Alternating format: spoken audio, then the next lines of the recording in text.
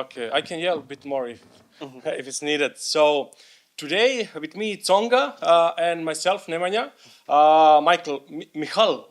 Michael is fine. Michael Csonga. It's not tennis player. It's investor. It should be one more guy today with us, but he missed the plane, so you are stuck with two of us.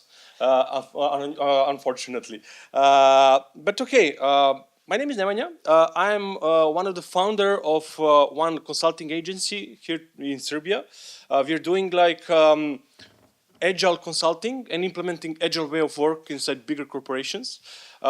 This year we will exceed like 1 million in revenue, and we will have some money on the table, and we don't know what to do with that money. So you can help me today, hopefully, what we should do and how to think about investing. So you will be the new VC. We'll see, or I will go to wood and chop some woods. Okay, what are you doing day to day? How your day look like? You are like a general partner at 0100. Yep. Yeah. So hi, good morning, everybody. My name is Michael. As Nemanja mentioned, I am general partner of 0100. We are an organization which originally started in Slovakia 10 years ago, so decade long. We started as a venture builder and ecosystem builder because there was no startup ecosystem around in Central Europe. So started from co-working centers to accelerators, incubators, all this kind of super early stage stuff. Over the time, we built European conferences. We built our own software stuff as well. And around 4 years ago, we realized we kind of know many startups. We understand the VCs, etc. So we started investing ourselves. We formed our first fund. Since then, invested into 28 different companies, more than 40 transactions, so around 10 investments a year. And yeah, I'm a general partner in the fund, so meaning that doing a little bit of everything. The key parts are the harder stuff is on your plate. Yeah, building the pipeline, then investment process, then portfolio management. So once you invest, you need to help the companies. And as a general partner and nobody else is basically also fundraising. So yeah. Nice. One question for the audience. Do we have startups here today? You are raising money or seeking for money? No? Investing? Okay. All right. Nice. Okay. I am not that well educated. Can you explain me, like we are talking about AI today, like to 10-year child, what are like, what is the investor mindset from like pre-seed, seed, Series A funding? So can you tell me the biggest differences? Yeah, I think the biggest shift kind of starts after seed, especially pre-seed and seed is a little bit of evolution, and then Series A, basically the game changes completely, I think. Everybody knows that venture capital is a game of risk. So basically, me as an investor, I don't expect all my plays to play out. There are always some basically fund returners and outperformers, and there is some write-offs. But for example, when you look at the investor mindset, the level of risk and gambling, let's say, changes from pre-seed to Series A. Because let's say during pre-seed and seeds, you can assume or you can count with, I don't know, 40 to 50% write-offs, and you can still be okay. After Series A, you want to keep it under 20%. So basically, also the risking your investments in Series A is basically much stricter. While in seed and Series A, you can be amazed with the founder, the team, the market they are targeting, and their enthusiasm, and yes, YOLO, they will do it. But in Series A, you are like literally looking at the business, all aspects holistically. So you are trying to de-risk your decision making as much as possible. So I should look at Series A to become Series A investor. Yeah. And what risks and red flags should I look if I'm Series A investor into the startup that I'm willing to give some money? I think you should look at everything, but I think some particularities that I tend to basically check with the founders are, first of all, like the team and the organization itself. So here basically many unexperienced founders don't realize that it switches from founder-led organization to CEO-led organization and a big working machine, and many of the founders cannot do this switch, so you need to make sure that you can guide them or they understand it. Second thing is like the the game of capital allocation changes, right? So usually the first-time founders, up until pre-seed and seed, and then switching to Series A, suddenly they have 10 times more capital in the bank account, and you cannot just allocate the capital in the same way, like do what you've done times 10. It doesn't work. So basically you need to make sure they understand how to use the proceeds in a wise way. So basically it helps the organization.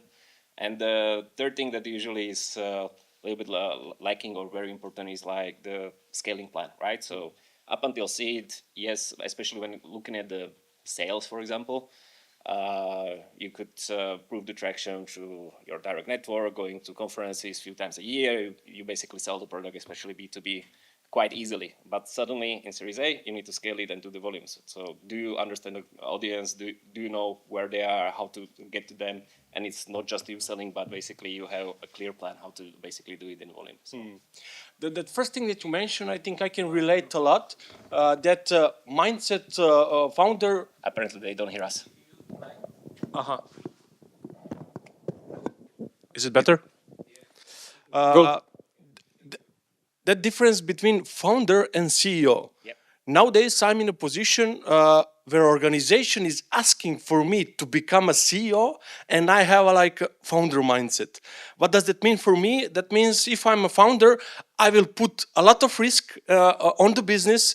I will make fast decisions. I will throw some things into the wall if it's needed. If I'm a CEO, I need to be more cautious, less risk aware.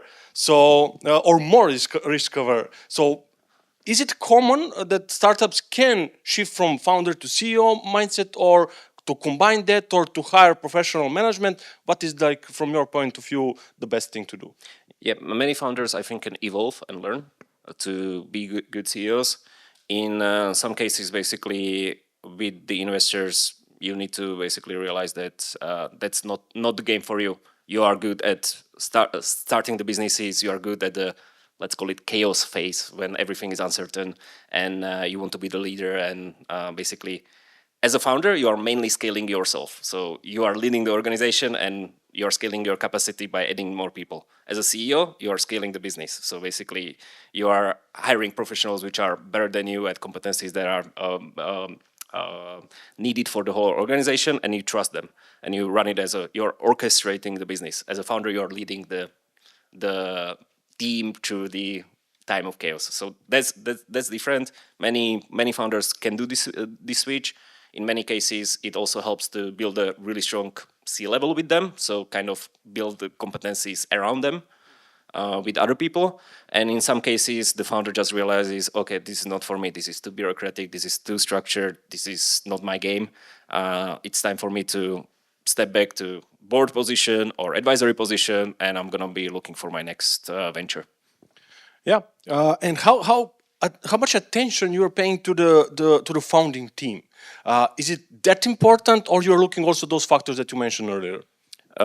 In pre-seed and seed, I think it's the number one thing by far. It still is one of the most important things, like Series A onward. But as I mentioned, then you start to look at it as a business holistically, not just a team, their vision and the potential of the market. And basically, you are betting on the team to kind of get it there. But after Series A, you are looking at all aspects of the business. Nice. And if you're talking about Series A funding, and we're in Serbia today, and on the Balkans in this region, what are unique challenges that you can see? You're from Slovakia, you can relate to this region. I think if you compare those challenges to other part of Europe, so where we are so unique here, and why? I've been to Serbia many times, but I'm not an expert. So let's say I'm gonna mention the ones that are similar to the whole eastern bloc of the Europe. And I think the biggest challenge that we see in the eastern part of the Europe, so the right side of the map, is that companies are not graduating that much from seed to Series A as in the West. So basically, there is a glass ceiling of capital allocation after pre-seed and seed, and less percentage of companies are actually graduating to Series A. There are a number of reasons for this. One is the market and the mindset of the founders are less mature as in the West, so less experience. But I think the most important thing is also the ecosystem. So when you look at where the capital is coming from in countries like Serbia, all basically pre-seed and seed is local capital. So you have loads of local investors, and you don't have Series A investors in Serbia, and this is the case in most of the countries on the east. So you have few exceptions. So Czech Republic, Hungary, Poland has some Series A local investors, but most of the countries don't.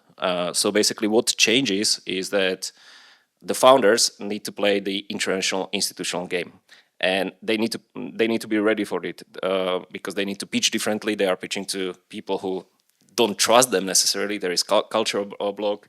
You need to build a relationship earlier, but also you need to basically, back to my de-risking point, you need to make sure that when they look at the business, they see less risk than when looking at the other businesses. So you need to prepare for it, right? So that your traction is not just local and regional, that you can be global, that your market is basically very well defined on a global basis, etc. So help them to not red flag you because you are too local, too Serbian, to everything. Understood. And what else should I, as a founder, look as a benchmark if I'm seeking Series A, for example, funding? Some financial benchmarks. Should I look like America or Europe? What is my main goal to search for? Not sure I understand, like, if it is valuation or your traction or something like that. What are like 3 KPIs that I should look like? It's very much differs on type of the product and the market that you are doing. So B2B companies and B2C companies, completely different matrices. Hardware, software, completely different. These days, it's very simple to find benchmarks online. So the numbers, especially from Series A onwards, are quite transparent. ChatGPT? ChatGPT I wouldn't trust, but there are public databases, PitchBook, Crunchbase, Euler, all these kind of databases where you can find your segment and look at. I would advise to look at recent transactions always, because many startups, what they do is like they look at, let's say, exits or valuations in 2021, which was the craziest year in the history of venture capital. Those benchmarks don't hold anymore. So try to look at as recent data as possible, because the market changes and the investor mindset changes as well based on the cycle of the venture capital. Why I ask this? Because these days I'm in some small due diligence process, and I look the data online, and I saw this multiplicator is for my industry. Then we start talking with the potential buyers. It's completely different multiplicator. Yeah. Here, one more aspect to keep in mind is, you said potential buyer. Every buyer evaluates the business differently. So you cannot use one number, one metrics to different types of buyers, right? So there are strategic buyers, there are basically PE firms, there are some other types of buyers, etc. And they really value the company completely differently through different lenses.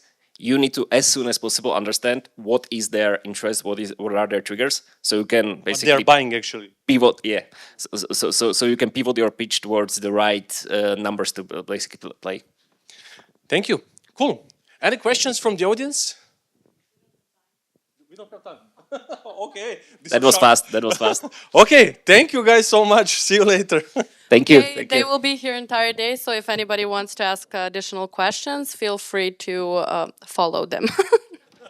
Thank you. We will have a break 5 minutes, so until the next panel.